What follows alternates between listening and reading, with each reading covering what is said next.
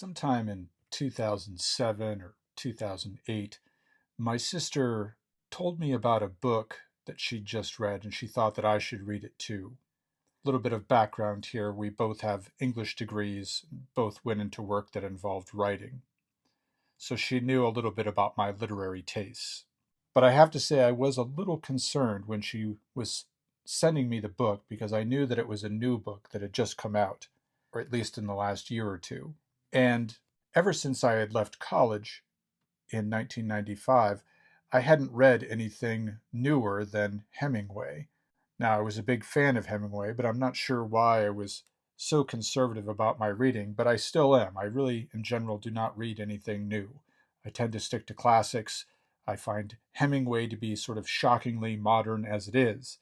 So when she told me that she was sending me a new book that had just come out, I was understandably a little apprehensive. In the time since college, I had actually tried once to read a modern novel. I believe I tried to read Tom DeLillo's Wasteland, but I was only able to get, I don't know, 20 or 30 pages into it, and I was just upset at some quality in the writing. It has nothing to do with, this is not a criticism of Tom DeLillo or of his writing. In general, I think it is my approach or my concern about almost all modern writing. I just found it to be a little sterile, I guess. Now, I had read a few other books since Hemingway, to be honest. I know that I read Confederacy of Dunces, um, and I read A Clockwork Orange, some science fiction novels, but in general, you get the idea. I really wasn't into reading the latest novels that had come out, and I don't know any current authors that are publishing things. I don't know their names or anything about their works. I remain happily ignorant about the state of modern literature. Anyway, my sister then sent me this book. Now, this was almost 20 years ago, so understand, even though things like Amazon and Google existed, it was not in my instinct or in hers, I think, to look the book up on Google, to look it up on Amazon and simply buy it there. I'm not even sure I had ever bought anything on Amazon at that point. That's how technologically backward I was, and I think many people in my circle were. So she mailed the book to me. She mailed this book by an author named Cormac McCarthy. And after the package arrived in the mail, I opened it up and I found inside a copy of The Road, the same copy that I have to this day. Now, I will give a brief impression of my book here, but I'm not going to be summarizing it. If you've found this podcast, if you listen to this podcast, or if the algorithm brought it to you, you're probably already a fan of his. Um, and if you're not, then I'm not going to spoil the book for you. But my impression of the book after I read it initially was that this was sort of like depression horror. It was like a new art form. The book was so depressing beyond what I could possibly imagine. And I had read Elie Wiesel's Night, and I still thought the book went beyond that, the level of depression it could cause in me. But I was impressed with his writing style. It was a little difficult, to be sure, but by the end of the book, I knew that I wanted to read more by this writer. And then I did resort to the internet. I looked him up. Much to my surprise, I discovered that he was a Western writer and that he had written many books about cowboys, apparently, about life in the West, about the Wild West. So I had to prepare myself for a big change, I thought, when I went out and picked up the next book that I read by Cormac McCarthy, and that book was Blood Meridian. So yes, if you have read Cormac McCarthy, that really was my trajectory into his work. I read The Road, and then I read Blood Meridian. And when I had finished Blood Meridian, I went on to read more of his works. And it wasn't long before I understood that really all of his books were The Road. It took me a few years to read his entire corpus, but I did manage to do so. As of today, I do believe I've read almost everything he's written. I've got Sunset Limited on my bookshelf, and I'm just 10 or 20 pages into it, so I haven't finished that. But I think I've read everything else that he's written. And it might be a slight exaggeration to say that everything that he wrote was The Road, but really not that much of an exaggeration. Now, he started writing sometime in the 1960s, I believe. And once I saw that, I realized that since it was already 2008 or so when I picked up his first book, and it was a few years later after I'd read most of his other works, I realized that I was running out of his works just as much as he was running out of life, because by then he was already in his late 60s, early 70s. And now, 20 years later, I myself am a pretty good piece down that aging road myself, and I'm also running out of life. He's the only modern author whose works I have attached myself to so fanatically. But while I adore his work, I'm probably not alone in saying that there are some things that disappoint me. Sometimes a writer can dare to write something, and God knows I'm guilty of it myself, but he can dare to write something so dark, so horrible, that it really goes beyond offensive. And there is a scene his book, The Outer Dark. It, I won't tell you what scene it is. I won't spoil it for you. If you've read the book, you probably know. I'll say it's an execution scene. I'm not spoiling anything by telling you it's an execution scene, because if you're reading Cormac McCarthy, you realize there's a lot of violence in his works. But anyway, there's a scene in which someone is killed in that book, which I found so gratuitous and so upsetting. I actually threw the book across the room. Slammed it into the wall. It dropped to the ground, and I left it there, I think, for months. And I'm not being dramatic. I didn't want to see the book. I didn't want to think about Cormac McCarthy. I was so angry at what I had just read. And it's not that I necessarily think such things shouldn't be written.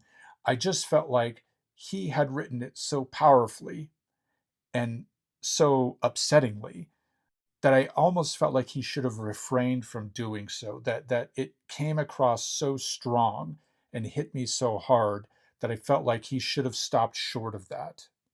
Now, The Outer Dark was something that he wrote, and I'd have to go back and check. It was either late 60s, early 70s. It was early in his career. It probably would have been, I think, his second. It might have been his first book, but I think it was his second book. I think Orchard Keeper was the first. So by the time he got to Blood Meridian in the 1980s, and in his first handful of books, McCarthy had developed this skill for writing things so perfectly, so exactly, so concisely, that I think by the time he got to Blood Meridian, which he published in 1985, he had become even more skilled with that knife of his writing. He knew just how to cut you and to make you hurt. But I don't think he had quite perfected it. And I'll get on in a moment to the novel or the works in which I think he truly perfected his approach. But again, if you've just read the Blood Meridian and you haven't read his other works, or you haven't read early works of Cormac McCarthy, you should understand there in some ways he's taken the foot off the gas in terms of gruesome violence in that book, when you compare to some of the horrible, horrible things that occurred in his earliest books. So if you're going to dig deeper into Cormac McCarthy's work, buckle up. If you've read The Road, and that's the only work you've read by him, then you should understand that that was probably his most hopeful, or nearly his most hopeful book. Now that Stella Maris and The Passenger have come out, you could certainly argue that those are the books that, as depressing as they are, you could argue that those books are the most tinged with hope in their endings. But as much as I love Blood Meridian, and I do think it's probably the greatest novel of the 20th century, I feel like Cormac McCarthy really entered the zone, as we can call it, when he came to the Border Trilogy. And by the zone, if you've ever played sports, you know what I'm talking about. You can apply the zone to all sorts of skills in life, where a person's passion for their work is accompanied by an increase in their skill at doing what they're doing. And those two things, the passion and the skill, they meet perfectly for a certain period of time in any artist's work and any athlete's work. And I think he really achieved that in the Border Trilogy. Now, some of you might overlook the Border Trilogy due to the film, which was not at all a bad film, but it was definitely McCarthy light. And it failed to really cover the depth and breadth of the themes in the original novel. And I'm that's not me being That's not me being a snob or a connoisseur about the books. Even the director Billy Bob Thornton was disappointed at what the studio forced him to cut out of the film. But getting back to the book, I was recently trying to prepare my son for All the Pretty Horses. He had already read Blood Meridian, and by which, when he finished it, by the way, he just sent me a text and said, "I have no words." He had no idea how to process that final passage about the judge. And if you haven't read the book, obviously you need to. So, trying to prepare him for All the Pretty Horses, I was sort of fumbling around trying to place it somewhere in the McCarthy continuum. And I was trying to relate it in my head to Blood Meridian. Well, he wanted to know, how does this book compare and what's it like and that sort of thing. And I really didn't know what to say at first. At first, I tried, well, it's a little bit lighter than Blood Meridian, which was a slightly satisfying answer, but not completely true. And then finally, after I thought about it, I realized the key difference between Blood Meridian and the Border Trilogy. I said to him, "Oh, the trilogy has main characters who don't go around committing atrocities." The Border Trilogy actually has characters that are likable and that you would actually like to have in your life. There's no doubt that John Grady Cole is a heroic figure, a noble figure that you can actually admire. He's also, unfortunately, a tragic figure, but I don't want to give any more about the book away. But about hitting that perfect sweet spot, the zone, the reason I say it is because I feel like in the Border Trilogy, um, Cormac McCarthy begins a more clear revelation of what I call his dark theology. And it doesn't really happen in All the Pretty Horses, although I don't want to overemphasize how much that book is maybe a little bit lighter or happier than the other books. It certainly is in a way. It has this pleasing romantic strain in it, um, but it still is ultimately another uh, Cormac McCarthy depressing novel, and it just gets worse as the trilogy goes on. I'll come to The Crossing in a bit. But anyway, All the Pretty Horses, um, as sad as it turns out, All the Pretty Horses, yes, it's a tragedy, but as with many great quests, there's a hero who is defeated in some way in this tragedy and grows and becomes wiser because of it. And that is for a Cormac McCarthy novel, that is extremely positive. So in many ways, yes, All the Pretty Horses is a sort of a beacon of hope in his body of work, but it's also a dupe because as you read through the trilogy, it's going to get worse. Uh, it's in All the Pretty Horses. It's almost sort of like a Norse ending to a saga. The Norsemen, there before Christianity came, they believed that the world was going to end in darkness and defeat. That there was no hope, and that the best thing you could hope for, as the story goes, is to, a warrior could. He was never going to completely overcome evil, and the most he could hope for was to die smiling as his enemy stabbed him in the guts and twisted the knife in there. And then, as I warned, the second book of The Crossing, it begins with a tale that I will call The Wolf. And it is this tale that I think is really the apogee of what Cormac McCarthy's dark theology is trying to tell us. He certainly goes on and elaborates on that in the rest of his work. But I think in any artist's work, they reach that zone, this point where the passion and the skill sort of combine perfectly, and they speak to us in a clearer fashion than they ever will again. There's no doubt that as a writer's life goes by, his skill gets greater, but I think there's an ebbing of the passion.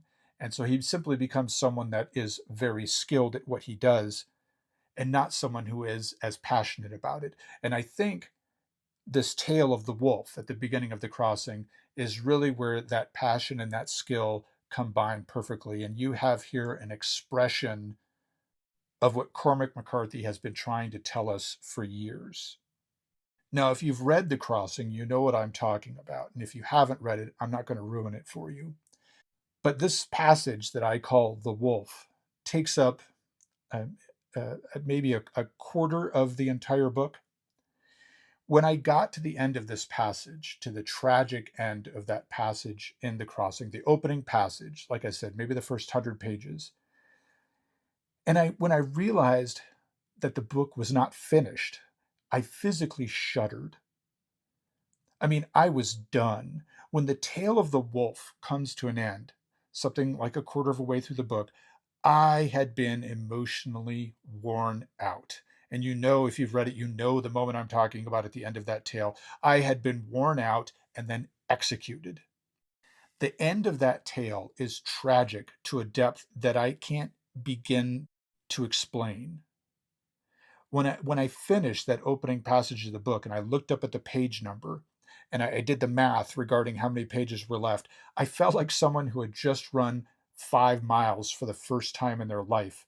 And then somebody walked up and told me that I was running a marathon. There was just like, there's no way I'm going to make this. One way to think about this book, The Crossing, um, is to compare it in some ways to the road. If you think of the road as the apocalypse, and I mean like the apocalypse at the end of the Bible, which Cormac McCarthy actually does reference in the book. He mentions, I think, somewhere in there that it's uh, 1:17 in the morning. There's some point where the clock stops, and someone had pointed out that is a specific passage from the book of Revelation. And in that first chapter of Revelation, or the Apocalypse of St. John, verse 17, Christ says, "Fear not, I am the first and the last." So many people consider that to be a very clear reference to Revelation, which makes sense because the road is, as you know, even if you haven't read the book, it's about the end of the world. So if the road is that New Testament work called Revelation or the Apocalypse, then the crossing is sort of like the Old Testament. I mean, it is heavy, man. It is, you read through the Old Testament and you've got prophets and they're prophesying doom and brimstone and exile and enslavement of the people and death and disease. And the crossing is heavy like that with the way that it hits you. Because when you come to the end of that tale about the wolf, it's not over, and he's just going to keep hitting you over the head with the power of this dark theology. If McCarthy's goal was to hone the knife of his writing so that it might cut deep into your heart but stop just before it killed you, then he finally sharpened that blade to a perfect point with that specific moment in his writing, with this specific book. And he doesn't stop there, of course. He at the end of The Tale of the Wolf, he goes on to rub your face in the despair, all the way to the end of the trilogy, to the book The Cities of the Plain, which ends so powerfully depressing that, again, very hard to describe. If you've read the Border Trilogy, then you understand what I'm talking about here. I think the ending of Cities on the Plain completes the torture that McCarthy has been inflicting on the reader, and that's where he finally allows you to die. Now, what do I mean by this dark theology? What is the dark theology trying to tell us? If you've read a lot of McCarthy, especially the later works, you're probably aware of a repeating pattern that gets expanded upon as time goes by. Uh, he has these eruptions every now in the text, these literary versions of breaking the fourth wall, which is oddly enough usually used for comedic purposes in film or in writing. You could also call this a form of direct address, or some people call it an authorial interjection. It's a moment where the writer really stops telling you the tale and speaks to you directly. Now, McCarthy, when you look at these authorial interjections over time, they flesh out a philosophical theme, or what I call Cormac McCarthy's dark theology. In putting together Cormac McCarthy's dark theology, let's start where I started, with The Road. Without spoiling it for you, I will tell you that in The Road, and I'm not sure how many times exactly, but it's more than once, Cormac McCarthy interrupts the narrative and seems to almost address the reader, though in some cases this voice could be construed as that of the main character. But there's no doubt, especially with the passage at the end of the book, that he is speaking to us and trying to tell us something. And in one of these passages, somewhere in the middle of the book, this voice, whoever it belongs to, the main character or Cormac McCarthy, this voice addresses God. And it addresses God with a vitriol that would have made Job from the Bible say, "Whoa, take it easy, partner." Really over the top sort of anger. Now, chronologically, this is not Cormac McCarthy's last such interjection, but it may be the most concise in expressing a theme that has been growing in his work from the very beginning with The Orchard Keeper. And this theme is not unique to McCarthy, even if his manner of expressing it might be. Now, if you're a McCarthy reader, you probably already know that he's something of an apostle of Faulkner. This fact hit me at some point in my McCarthy journey. It hit me like an epiphany.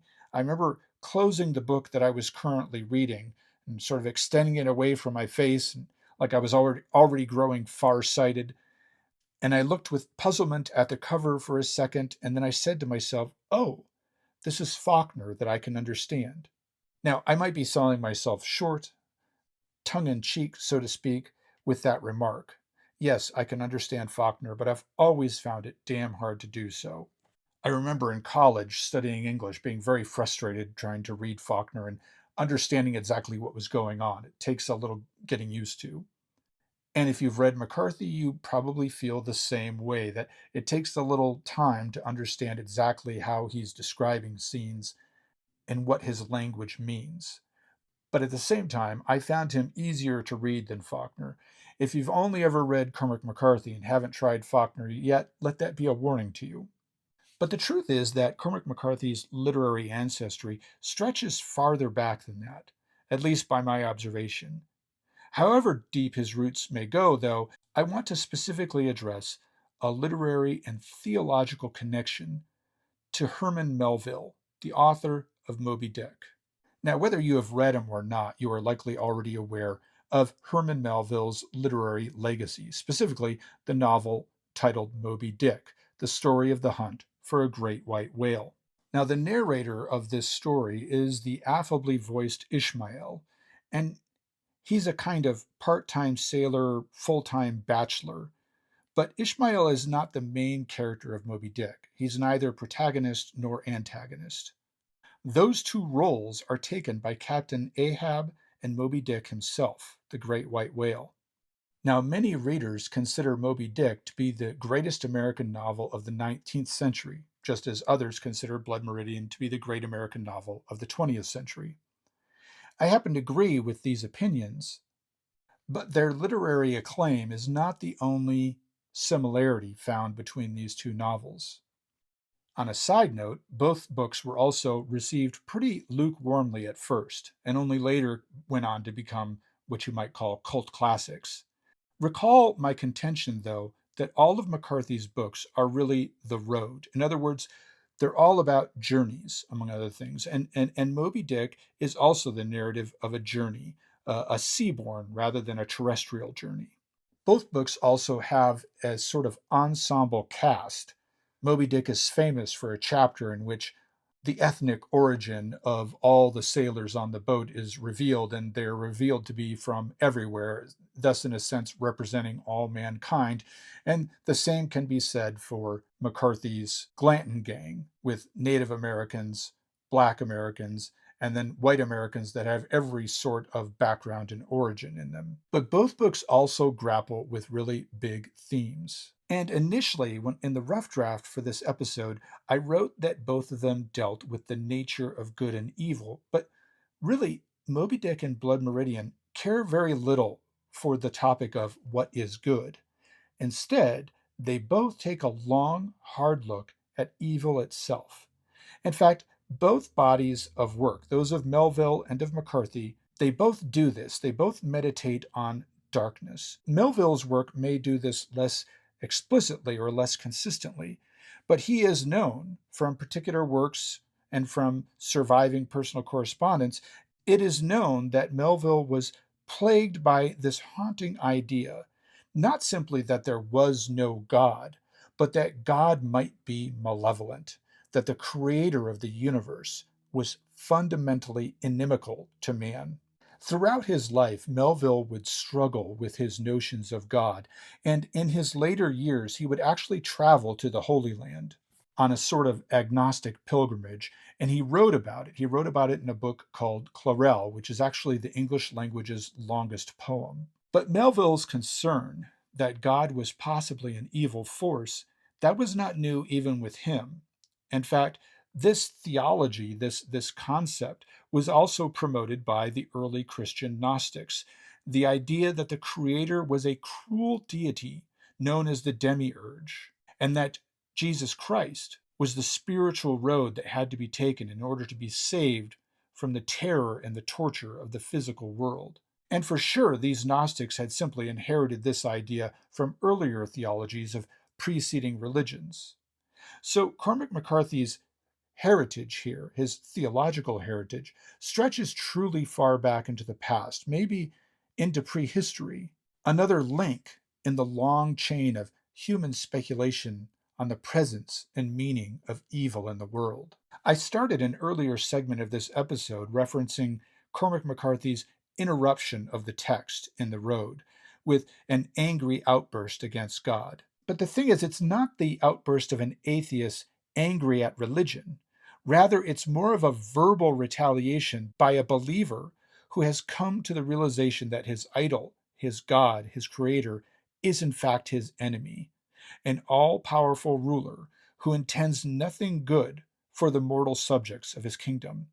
He goes beyond Melville's speculation that God might be evil, and like the heroes of Norse mythology facing ultimate and inevitable ruin at the hands of the evil giants, he spends his last breath heaving vain defiance at cold, remorseless divinity. And this dark, cold, hopeless theology animates an increasing number of authorial interjections in Cormac McCarthy's work. Now, these episodes, these interjections, they're not always as vitriolic as that passage found in The Road. In fact, I think that one is the most fierce reveal of his dark theology. But in many other places, particularly in Blood Meridian, in The Crossing, in Cities on the Plain, and elsewhere as well, McCarthy's characters will go off into these long monologues that try to relate a theory of reality. And often this theory about existence is pragmatic in the extreme, unrelentingly, unrelentingly pragmatic, reducing all human behavior to self centered acquisition of resources. Except for those passages, as in Cities of the Plain, when a certain character orates on the foolish illusion and behavior of men who cannot accept this reality. Now, this will all strike you differently depending on how much McCarthy you've read so far, how much Faulkner you've read, how much Melville, how much theology. If, like me, your first Cormac McCarthy book was The Road, then get ready for this. You actually read one of his more light-hearted works, to tell the truth. Old Cormac wrote this when he was getting older, and he was probably getting a little soft by then. His characters in this book entertain a glimmer of hope in an otherwise doomed universe. In earlier works, like Blood Meridian, man was simply a greedy, heartless malefactor, unleashing wickedness on his fellow man. But ultimately, you don't work up a lot of sympathy for the victims in Cormac McCarthy's earlier works either, because the narrative has already convinced you that these victims, were they to possess the nerve and the capacity, they would probably also be just as wicked as the Glanton gang. In The Road, Cormac McCarthy is apparently reflecting on the life of his younger son, whom he had when he was already, I believe, in his late 50s. This book is actually rightfully called a love story, and thus The Road leaves a glimmer of hope at the end of an otherwise unparalleled odyssey into despair. In fact, I'm sure that older readers of Cormac McCarthy, those who started reading his books in the 1970s, let's say, they may have been shocked by the flicker of positivity at the end of The Road. Now, don't get the wrong idea about the book, especially if you haven't read it. Cormac McCarthy doesn't give you a happy ending here. Without spoiling the book for those who haven't read it, I still think that the human race at the end of this book is doomed, regardless of the glimmer of hope that he permits at the end. But Cormac McCarthy, lighting the slightest candle flame in his otherwise shattered, dismal universe, allows us to contemplate that the last surviving humans may love one another as they witness the end of all life, rather than kill and eat each other. Pretty upbeat, right? The road is not the only place that this happens. No Country for Old Men, for instance, uses a phrase that is also found in The Road, actually. The characters speak of carrying the fire.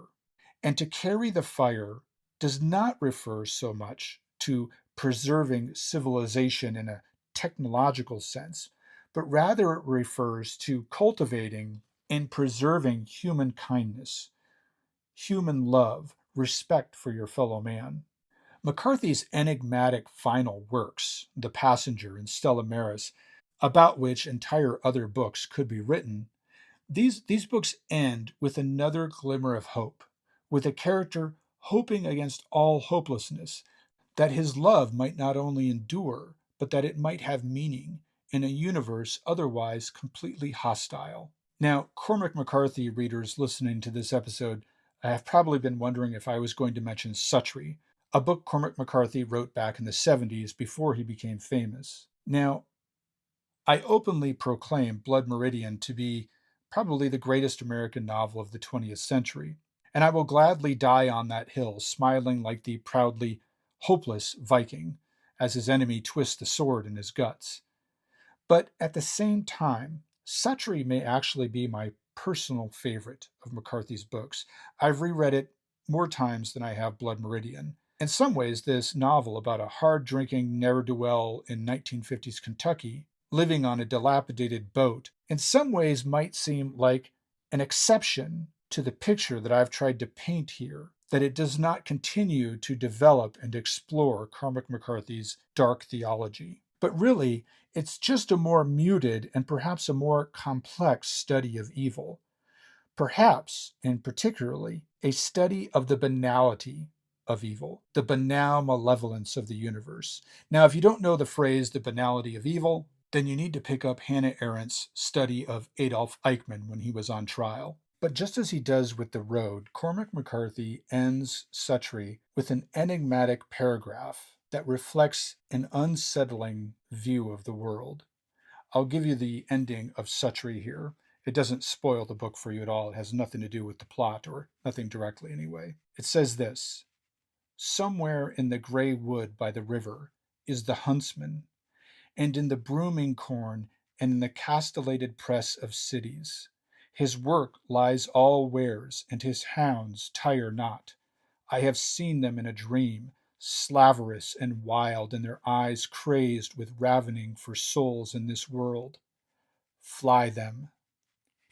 I think it would be harder to more concisely elaborate on Cormac McCarthy's dark theology than with that particular passage, even if the rest of the book doesn't seem to be going down that route. And these sort of things happen in his books a lot. At the end of Blood Meridian, there is that guy digging post holes, and somewhere else, I'm forgetting where. Just at the moment, he speaks of a craftsman of some sort, pounding away at an anvil or something like that. And while some of these passages instill you with terror, with the idea that God or some deity may be out to get us, others simply express a sort of universal diffidence toward man. Consider the ending of The Road with that passage about the fish in the river. Here is that passage, and consider how, as beautiful as it is, it also expresses an idea that man has really no meaning in this universe. Here's the passage. Once there were brook trouts in the streams in the mountains. You could see them standing in the amber current where the white edges of their fins wimpled softly in the flow. They smelled of moss in your hand, polished and muscular and torsional. On their backs were vermiculate patterns that were maps of the world and its becoming, maps and mazes of a thing which could not be put back, not be made right again. In the deep glens where they lived, all things were older than man, and they hummed with mystery.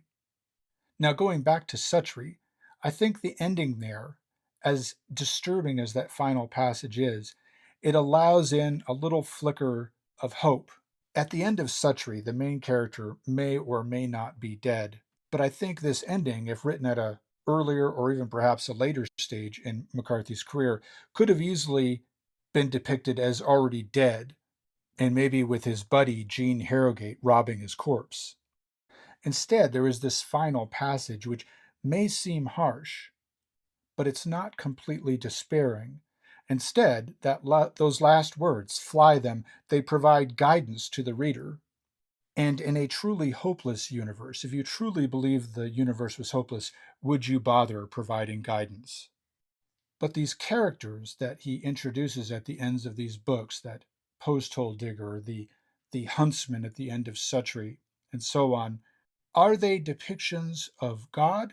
Are these characters silent and intent on their work or on their mere existence?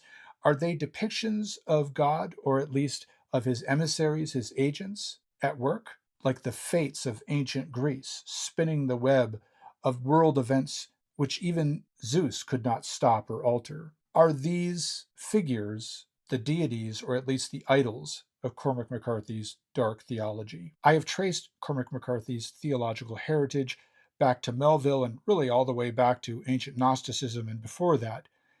But there is something else. There's one final aspect of McCarthy's writing which bears remark before I close out this episode.